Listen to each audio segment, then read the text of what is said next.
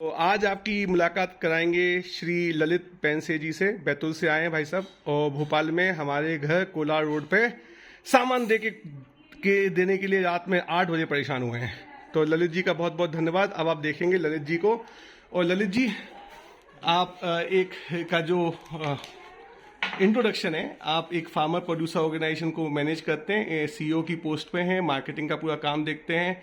तो ललित जी, अब आपको ही बताना है, जो भी बताना है, कि अपनी क्या खास बात है, और जो हमारे साथ कम्युनिटी में लोग जुड़े हुए हैं उनको इस बात का प्राउड फीलिंग हो कि हम कोई सामान खरीद नहीं रहे हैं। मतलब वो बाजारू रिश्ता नहीं है, मतलब कोई बाजारू संबंध नहीं है, एक घर वाले संबंध है।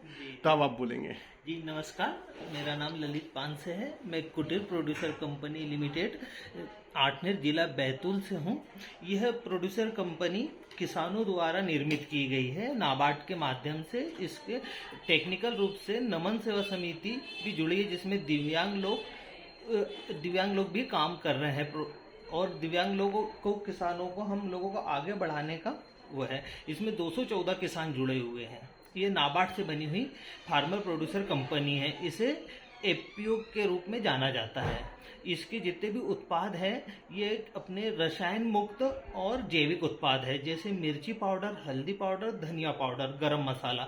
ये हमारे रसायन मुक्त केमिकल फ्री उत्पाद है।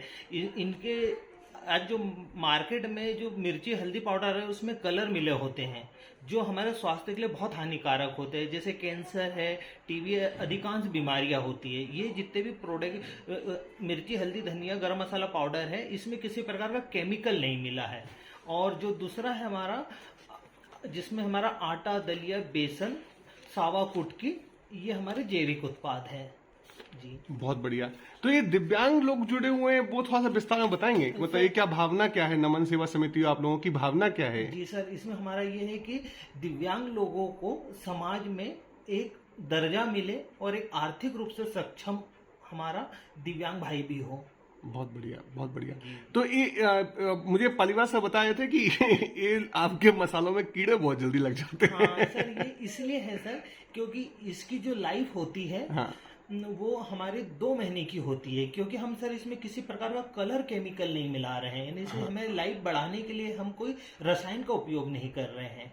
और अगर मार्केट में सर जितने भी उत्पाद आ रहे हैं उनकी लाइफ, जैसे हम किसी ब्रांड का नाम नहीं लेंगे, लेकिन आप किसी भी ब्रांड की लाइफ 2 महीने से ऊपर अगर उसकी है तो उसमें कहीं ना कहीं केमिकल मिला होता है, जो हमारा स्वास्थ्य के लिए हानिकारक है। अच्छा, आटे की जिंदगी कितनी होती है? लोग 6 से 3 महीने चलाते हैं आटा। जी सर, बिल्कुल सर। हम हमारे आगे पीछे हम हमारे परंपरागत तरीके को देखा जाए तो सर हमारे वहाँ आटा 15 से 20 दिन में घर में भी पिसा के उपयोग किया जाता है सर, गेहूँ। बहुत बढ़िया। आप चाय लीजिए, पहले चाय पीते पीते एक चुस्की लो, क्योंकि ये कोई बाजारू एडवर्टाइजमेंट थोड़ी है। आप चाय बनी है तो ठंडी हो जाएगी। बिल्कुल सर। तो सर यही हमें, जैसा आपका जो आटा दलिया बेसन का प्रश्न था, हाँ? तो सर जब हमारे पुराने जमाने से ही सर महीने में 30 दिन में 1 दिन पिसाया जाता है सर। हाँ, हाँ। अब कंपनियां बड़ी बड़ी उसको सर 6 महीने या 3 महीने या 4 महीने बता रही है लाइफ। हाँ, कैसे हो सकता है? कैसे हो सकता है सर? हम लोग जैन लोग हैं, हम लोग तो 7 दिन की मियाद होती है आटे की। मतलब बरसात में तो 3 दिन का आटा लेते हैं, 3 दिन के बाद का पिसा हुआ आटे की मियाद नहीं मानते हम लोग। जी जी सर, इसलिए हम सर उसमें किसी प्रकार कलर केमिकल नहीं मिलाते हैं उसकी लाइफ बढ़ाने की। बहुत बढ़िया। तो सर ये कहने का मतलब, अगर उसमें कीड़ा लग रहा है तो ये तो कहने का मतलब हम अपने विवेक से समझ सकते हैं कि ये बिल्कुल ही प्योर ऑर्गेनिक है। बिल्कुल सही बात है, बिल्कुल सही बात है। वही इसलिए मैंने इस बात को हाईलाइट किया। जी सर। अपना एक सावा कुटकी जो है, इससे क्या क्या फायदे हो जाते हैं? सर सावा कुटकी जो है हमारा प्राचीन ऋषि मुनियों का उत्पाद है। हाँ। और इसे सर हम इंग्लिश में मिलेट्स बोलते हैं। और हमें भोपाल के जो है उसके कल्चर में या उसमें सावे को सर आप मोरधन के नाम से भी जानते हैं। अच्छा, मोरधन कहलाता है। जी सर। इसमें सबसे सर ये है कि इसमें शुगर परसेंटेज बिल्कुल नहीं है। तो ये चावल या खिचड़ी में यस सर। तो आप चावल अपने भोजन में सर चावल की जगह आप इसको ऐड कर सकते हैं। बहुत बढ़िया। जी सर। और इसे अभी नाबार्ड और एमपी गवर्नमेंट भी, कहने का मतलब हमें मोटे अनाज के रूप में इन फसलों को ज्यादा उत्पादन के लिए किसानों को प्रोत्साहित भी किया जा रहा है। बिल्कुल। तो मैं अपना बता देता हूँ कि हम लोग क्या कर रहे हैं।